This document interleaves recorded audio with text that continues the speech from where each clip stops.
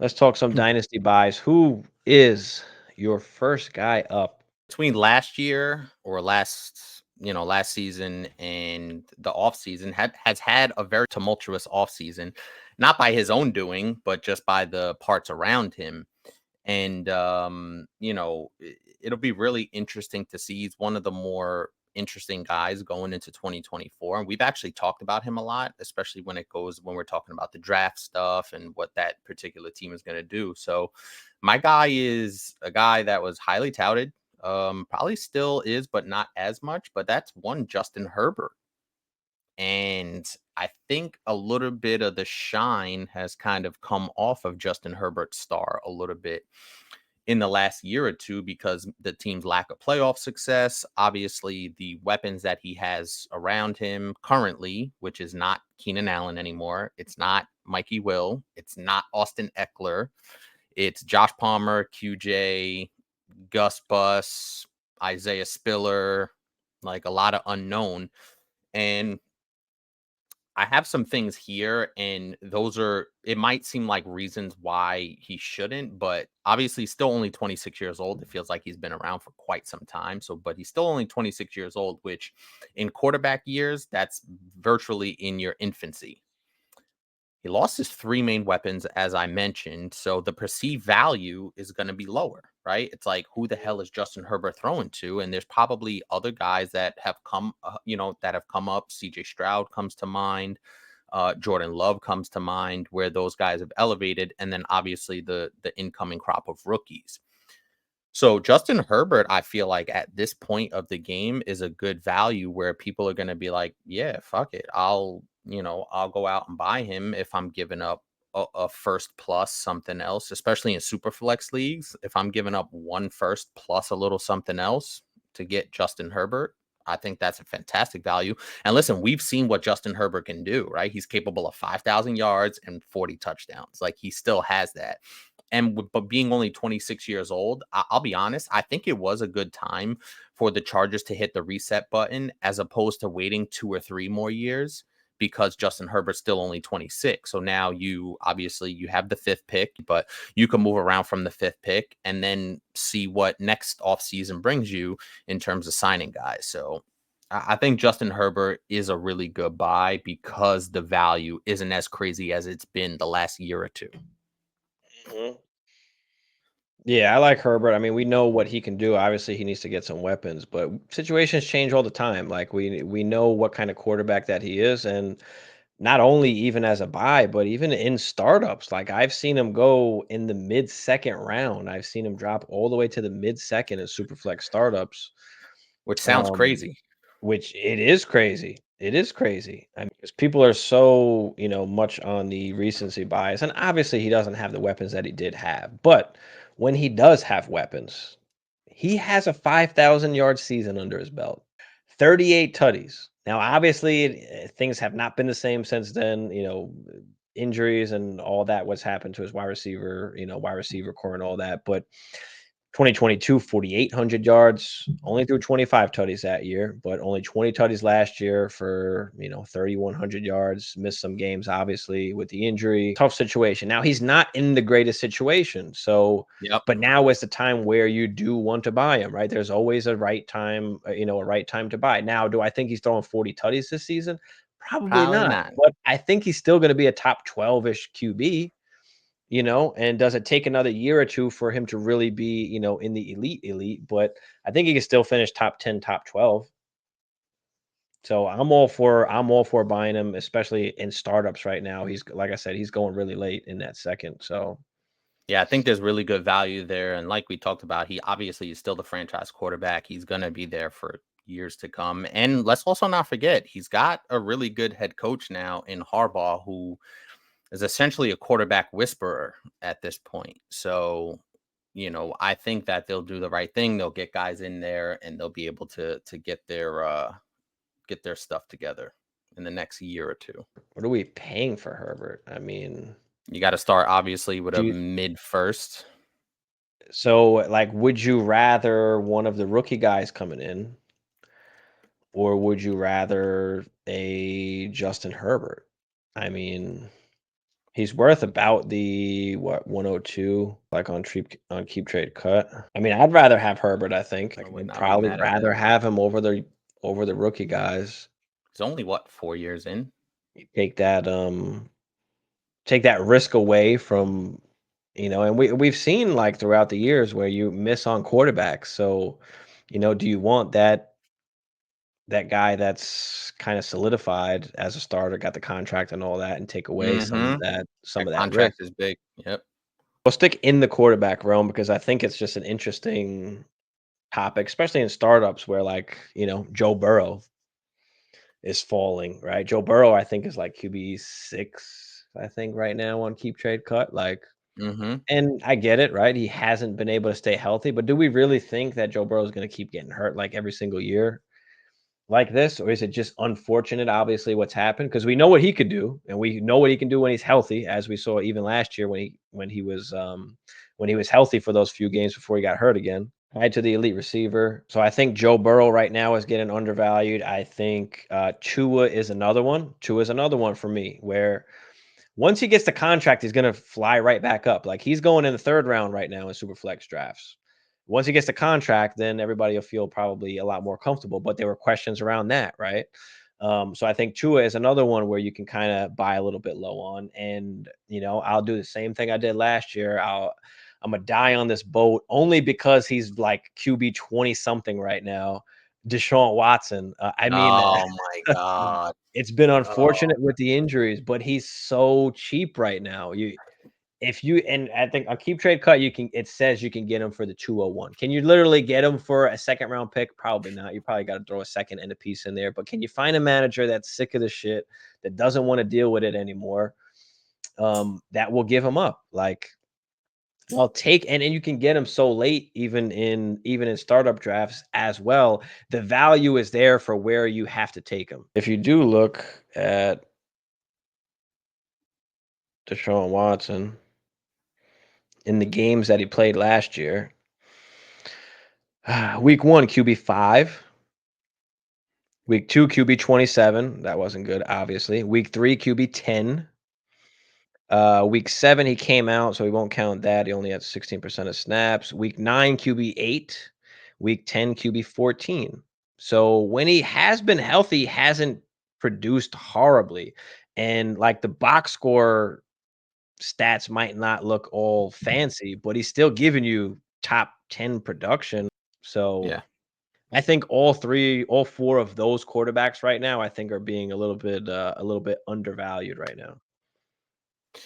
Yeah, I totally agree. And I think that, I would throw Joe Burrow in there, but to a slightly lesser degree, just because Joe Burrow has had playoff success. We've seen it on a higher stage. And that doesn't necessarily always correlate to what fantasy production is, but it could go to how people feel, like the general feeling is, well, Justin Herbert hasn't really done anything yet, but he's been able to throw for, almost 5,000 yards, 40 touchdowns, etc. So I would put Joe Burrow in there just because of the injury this past season, to a little, like I said, a little bit of a lesser degree. I'm not touching Deshaun Watson with a 10-foot pole. I'm not doing it. And he's just been injured. It's been unfortunate. Like, we haven't seen the full season, so I am still willing to go after him, but I would add those quarterbacks. I don't know, that's more than one, obviously, but I would add like those quarterbacks to guys that are kind of slightly undervalued right now. If you want to go cheap, right? The Gardner Minshew's, the Aaron Rodgers, right? These are cheap guys Hmm. that you can kind of go after right now. If you just want to go cheap at that QB 2, in that super flex spot. Let me put something into perspective for you really quick, Blanc. I know you're a Deshaun guy. I know. This man has played Uh, 12 games in 3 years I for get whatever it. reason. I get it. He's 28, so that's not crazy old, but it just doesn't feel the same. It doesn't. Uh, I don't know, He's man. got a contract. I mean, He does, for whatever that's worth. I mean, when the offense looks better with Joe Flacco than it does with their 200 and whatever million they dollar changed the quarterback. offense, so I'm not accepting that. Accept whatever you want. It is what it is. It's not like they're gonna bench him. Who is another buy that you have for us? JSN out of Seattle. And I think this reminds me of a situation where similar to the Atlanta situation where you had a bunch of guys that had some upside and you were waiting for the situation to kind of self-correct in a sense, or you were waiting for the situation to get better. So you bought in when it wasn't as expensive. Now, if you try and buy Drake London or Kyle Pitts, it's going to cost you an arm and a leg and then some. Meanwhile, 3 months ago, it wasn't going to cost you a whole lot or as much, I should say. Mhm. Um, but yeah, I'm gonna go with JSN, and still obviously 22 years old, only played his rookie season. And I think also too is we're so spoiled with that rookie wide receiver splash impact, especially when they're first round rookie wide receivers. But he didn't have that breakout rookie wide receiver season that we've seen from obviously JJ, obviously Chase, and then more recently Puka, right?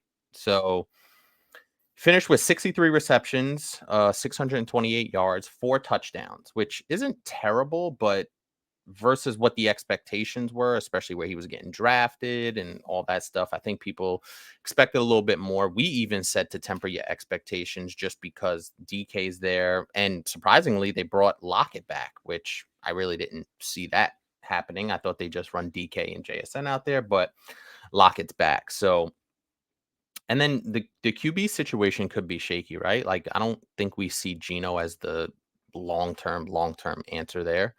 So the Mhm. QB situation, and then most importantly, dynasty managers are impatient, and you could take advantage of that. Yeah, You absolutely. know, and I think that's something that you brought up on plenty of occasions where, especially with these young first round rookie wide receivers and even quarterbacks as well, where you can look at that and take advantage of some impatience on other managers' parts, you know? Especially with Tyler Lockett coming back, like that really obviously hurts his value or people's perception of it. But don't forget that he was hurt like early. Remember, like I think he Mhm. broke his Yeah, wrist, so the he risk. missed a little bit of preseason, and then the first like few weeks of the season, he wasn't getting that much burn. It wasn't until after the bye week in week 6 where he was playing, like 70% of the snaps or so, Mhm. and up. But yeah, I mean, I was a huge JSN fan coming in. I still am. And if you look at Tyler Lockett's, if you look at the targets, I mean, Tyler Lockett 122, DK 119, JSN 93. He's I still got mean, room for improvement. I just, that quarterback situation does make me mhm, a little bit nervous, and it should make people nervous. You know what I mean? Just because I think Geno's okay, but he's not exactly gonna wow me. And then obviously they got Sam Howell there. I know we talked about Sam Howell last week in our show when we were talking about DK Metcalf. So, can that quarterback situation hold up enough where it's gonna lend itself to better production for JSN? but yeah, I think right now you can get JSN for relatively cheap. I mean, what are we paying for JSN? I think we talked about this as well on a previous show. You probably looking 110, 109. So I'd probably be comfortable paying. I think you're probably right. You're probably in like the 109-ish range. Just because you don't know what other quarterbacks are coming in. So if I had to say it's safe, I'd probably say I'd probably want to spend about a 109 on JS. That'd be the most I'd want to spend on him. Right after like the first tier of those wide receivers, right after the quarterbacks. So I'd say that's probably the most I'd want to get him. I'd want to pay for him. Yeah, and I mean, I think he still has some good upside. Like I said, he has that kind of Drake London feel where you're waiting, you're waiting, you're waiting, and then something good happens. And listen, if you could buy in at a decent price, then it'll be worth it on the back end. But like anything is a risk, right? Did we know that Kirk Cousins was gonna fall from the heavens into Atlanta's lap and make all those skill players relevant? No, we It's didn't. true. the situation kind of, you have to take that risk. I guess that's the best way to put it. Nobody's buying him right now, obviously, with the Lockett Yeah. situation. So that's the reason why that's the reason why I would want to buy him. So if you do believe in him, then this is the time to buy, right? This is that window. This is that window. You can take advantage. Hmm. Or you can come off, like Diaz said, come off. That's the thing, is like he's still one of those guys that's still kind of held enough value where you can still try and tier up or try and go higher, from JSN if you want to. But there are people out there that absolutely hate him. They're already labeling him a bust. So can you get him for a late first? Can you get him for a second and a piece? I mean, especially if you're rebuilding, just have that in mind that, okay, they do still have Tyler Lockett. They still got Geno Smith. It might be another tough season. Which brings me to my next buy, which I don't even want to say is a buy because I'd rather buy him maybe during the season, unless you can get him for Okay. cheap enough now. But I think it's going to be tough. And this one is it's a running back. It's more of a startup draft situation where I think he's just going later, or people are just choosing other guys and not choosing this guy. And I'm not like, and he's an older guy. I know he's old. Okay, we're talking about the king. We're talking about Derrick Henry, right? We Ooh, I know actually thought how about that. we I'm know not mad how at that. old he is, but he's still rumbling, right? But you can't realistically tell me He's that we're still able to rumbling. project some of these other guys out, 2, 3, 4, 5 years, right? And I'm gonna name some names here, and for me, I can't justify taking any of these guys over them unless it's for the pure value standpoint, right? But when you're looking for just a production here, I mean, James Cook, Isaiah Pacheco, DeAndre Okay. Swift, Javonte Williams, David Montgomery, Tajay Spears. You're telling me Derrick Henry doesn't belong ahead of those guys? You wouldn't take Derrick Henry ahead of those guys? Unless it's for just a pure value aspect of those guys you can maybe get more for. But give me Derrick Henry. Yeah, I mean, I think that especially in the situation that he's in, I think he's gonna be getting some good work over the next 2 years because I think the Baltimore Ravens want to take advantage of this window with when they have Lamar Jackson, they have that nucleus, they have the Mark Andrews, they have the Zay Flowers. Like it feels like a lot of those pieces are kind of in place to make a run over the next 2 years. So having Derrick Henry as a focal point, that offense is still pretty good, right? And we think they'll be even better with a Derrick Henry, and they're well-run organization as well. So, yeah, man, Derrick Henry over the next 2 years, I think is still going to be solid. You're probably looking at double-digit touchdowns over the next 2 years. I think the hardest thing with Henry about buying him is he's probably on a contending team. Like that's the tough part, is that he's probably Mm, already on a contending team, so he might be, harder to pry off. But in these startups where you're trying to, contend like that first season, I mean, yeah, I'm not taking Monty or Javante or Swift or even Pacheco over Derrick Henry. I'm not doing it. right. How can we really expect Pacheco to be relevant 2, 3 years down the line? It's going to be tough, and with any of these running backs, but the fact that That's what it's I'm Derrick saying. Henry on the Ravens, like you feel pretty solid about that. Greg Roman leaving Baltimore for LA makes me question the way they're gonna use him.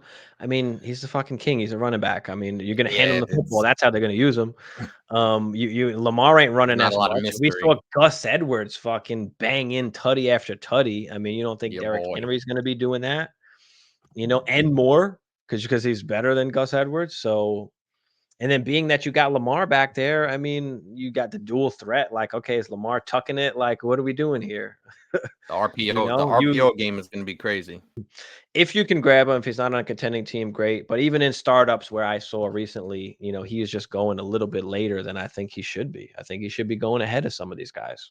I don't care Yeah. if they're younger. They haven't even finished as like top 12 back. Isaiah Pacheco, you kidding me? No.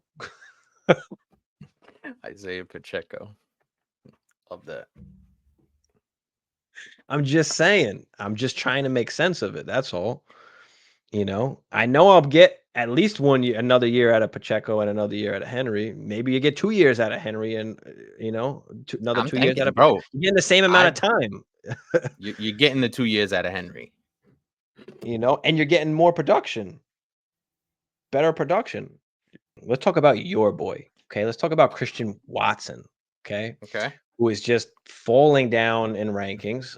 Let's see if Your boy. where we can Why find him. why you gotta set that Christian Watson on me? Your boy. Yeah, he is you know what?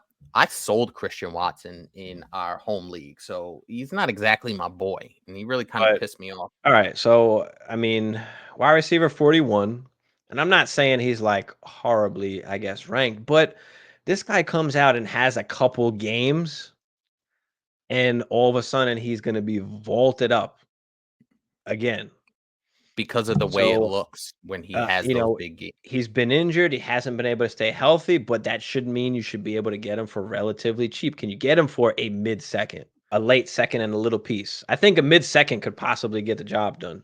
The biggest problem I have with Christian Watson is his value, just like his production, fluctuates so much that you're taking a massive gamble if you end up picking him up. Now, he could have that 1 or 2 or 3 week tear where he goes off and it's like, all right, cool. Now I can be able to sell him, flip him. If I got him for an early second and I flip him for a late first, that's a net plus for me. And then, keep it moving. But at the end of the day, it's super risky just because he is such a volatile asset, just like his play, just like his production, super, super volatile. I like Christian Watson on my team, but he's just never healthy. And it seems like he goes out there, has a couple of big games.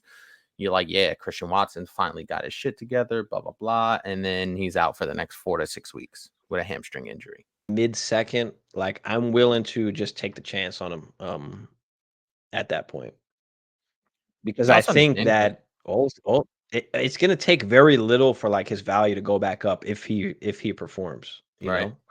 um, because you can't really sell him at this point. I mean, nobody's really giving you anything for him, Facts. So again, it's that time. Like, can we go and buy? Can we go and buy? A little bit of a situation change. I want to say a little bit under the radar right now. Christian Kirk.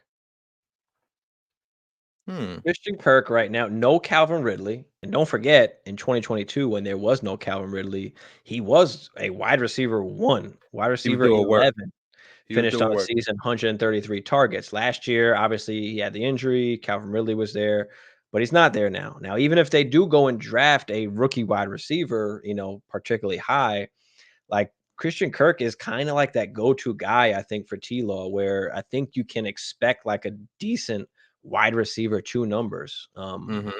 And for the particular price or the way that people are kind of looking at him right now, he's kind of just under the radar. Like nobody really cares. So can you go out there and get you a Christian Kirk? Like him at the moment. I think the value is there right now, especially with no Ridley, and there's nobody really out there that they can just go and get. That's like, all right, now we can kind of put the brakes on Christian Kirk. Like, Yeah, no, and I like Christian Kirk as a wide receiver, but and especially with the addition of Calvin Ridley, obviously Ridley's not there anymore to your point, but I always thought Christian Kirk was pretty solid, and you were never a fan. Like you hated Christian Kirk with a fucking passion for whatever reason.